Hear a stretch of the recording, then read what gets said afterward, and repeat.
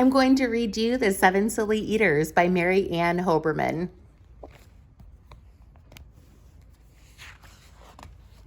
The Seven Silly Eaters by Mary Ann Hoberman, illustrated by Marla Frazee. Not so long ago, they say, a mother lived just like today. Mrs. Peters was her name. Her little boy was named the same. Now Peter was a perfect son in every way, except for one. When Peter was just 1 year old, he did not like his milk served cold. He did not like his milk served hot. He liked it warm. And he would not drink it if he was not sure it was the proper temperature. But Mrs. Peters did not mind. She was a mother sweet and kind, and when his milk spilled on the floor, she patiently prepared some more. She'd take the bottle from the shelf and chuckle softly to herself. What a silly sort of eater is my darling baby Peter.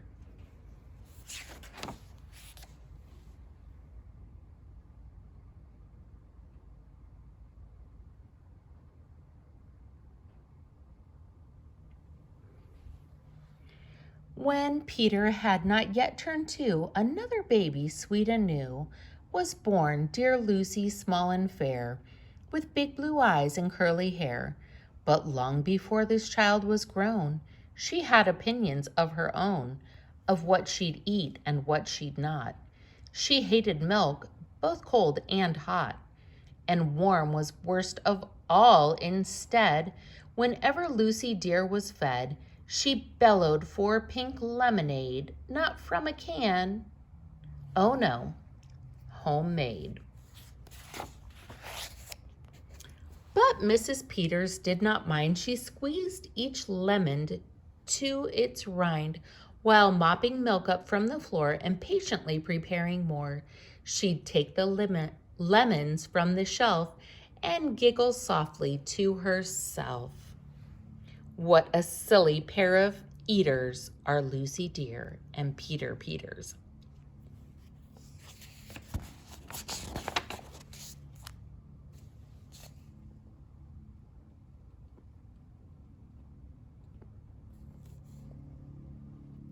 Now Lucy grew and Peter grew till he was 3 and she was 2. And who was one? Why, little Jack, with eyes so brown and hair so black, a happy baby, never cross, but all he'd eat was applesauce. Peeling apples by the pound, Mrs. Peters faintly frowned. She'd take the apples from the shelf and murmur weakly to herself, what a silly bunch of eaters are Lucy, Jack, and Peter Peters.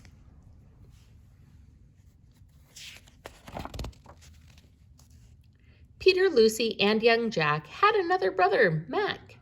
Mac was charming, round and plump, but if his oatmeal had a lump, Mac would dump it on the cat.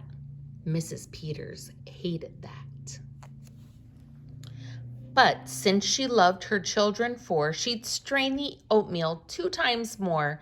She'd take it from the pantry shelf and mumble sadly to herself, what a foolish group of eaters are all my precious little Peters.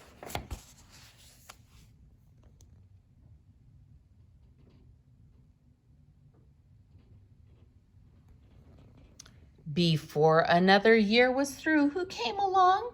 Why, Mary Lou. She was a darling, sweet and bright, and had a healthy appetite. That is, as long as she was fed soft and squishy homemade bread. Poor Mrs. Peters got no rest, but still she did her very best. She'd take the flour from the shelf and mutter feebly to herself, what a fussy bunch of eaters are all my lovely little Peters.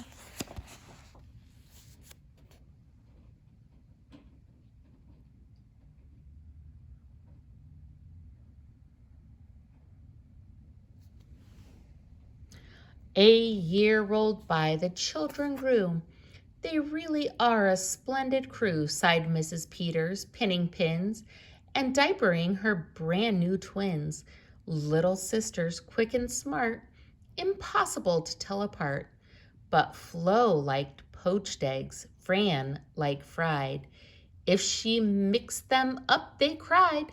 Tired to the very bone, Mrs. Peters groaned a groan.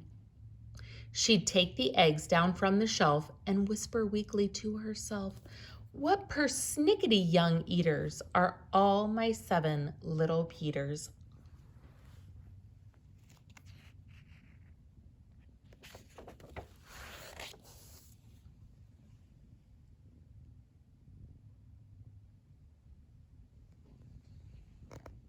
Now time went by, as time will do, and as it passed, the children grew. The problem was that as they grew, their appetites kept growing too, but not their choice of what to eat.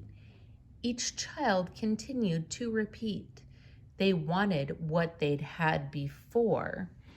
The trouble was they wanted more.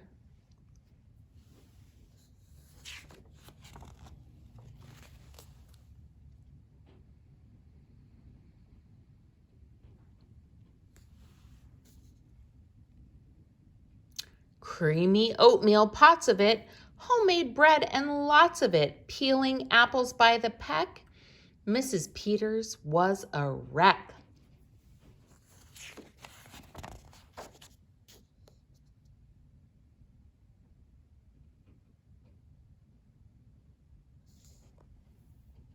She wiped her brow and heaved a sigh. Another year was passing by. In fact, she realized with sorrow her birthday would arrive tomorrow. Drearily, she shook her head and wearily went up to bed.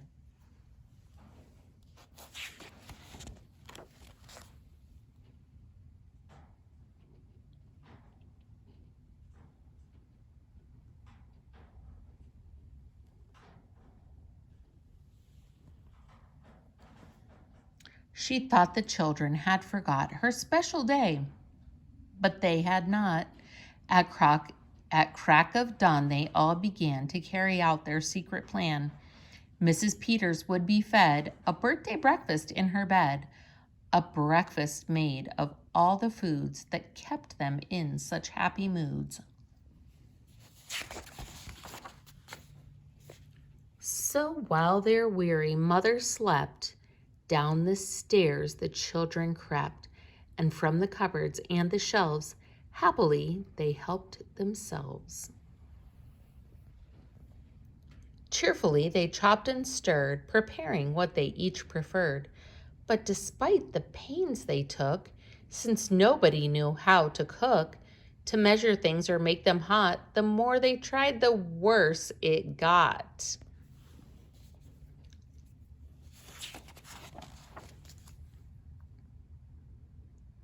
First, Mac's oatmeal turned out lumpy, which made poor Mac turn grim and grumpy. In fact, the lumps got him so cross, he dumped them in Jack's applesauce. This bothered Jack so much he threw it in the dough of Mary Lou, who tossed the mishmash that made straight into Lucy's lemonade. And that put her in such a huff, she poured the icky, sticky stuff into the double frying pan that held the eggs of Flo and Fran, who flung the hodgepodge on the spot into the milk in Peter's pot.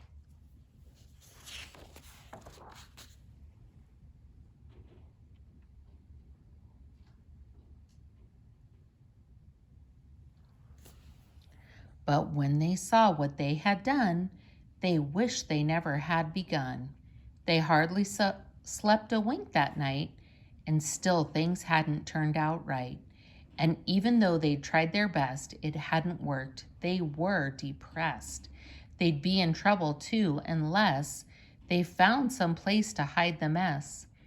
The oven seemed the perfect spot. They all forgot it still was hot.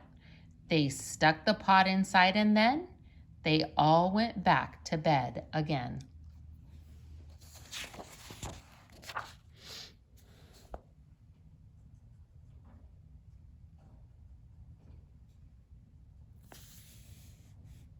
The clock struck 6, but on they slept. Meanwhile, their mother softly stepped down to the kitchen, smelled a smell, but what could it be she could not tell. It smelled so good she sniffed some more and opened up the oven door. She woke the children with her cries. They all came running in surprise. And in the kitchen what they found was Mrs. Peters dancing round. And in the oven, no mistake, a pink and plump and perfect cake.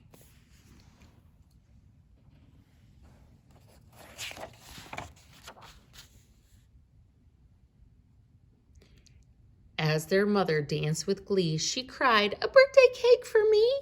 A birthday cake still piping hot! To think I thought that you forgot. Now tell me, please, how did you make this pink and plump and perfect cake? So high and light and smooth as silk." "It's smooth as silk from all my milk," said Peter. "Lucy said it's pink from all my lemonade, I think. And from my apples," added Jack. "My oatmeal made it soft," said Mac. "My bread dough, too," said Mary Lou. Said Fran and Flo. As for its size, it was our eggs that made it rise. Then everybody sniffed some more and danced around the kitchen floor. They put the cake upon a dish and lit the candles. "Make a wish," the children cried, "before you blow." And Mrs. Peters did just so. And what is more, her wish came true, as birthday wishes always do.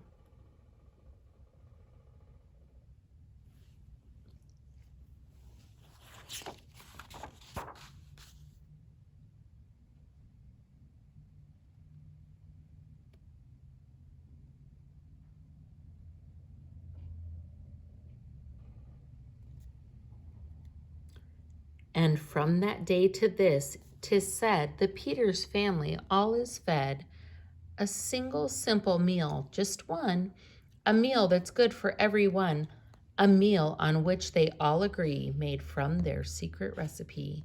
They all take turns in mixing in, they all take turns in fixing it. It's thick to beat and quick to bake, it's fine to eat and fun to make. It's Mrs. Peters' birthday cake.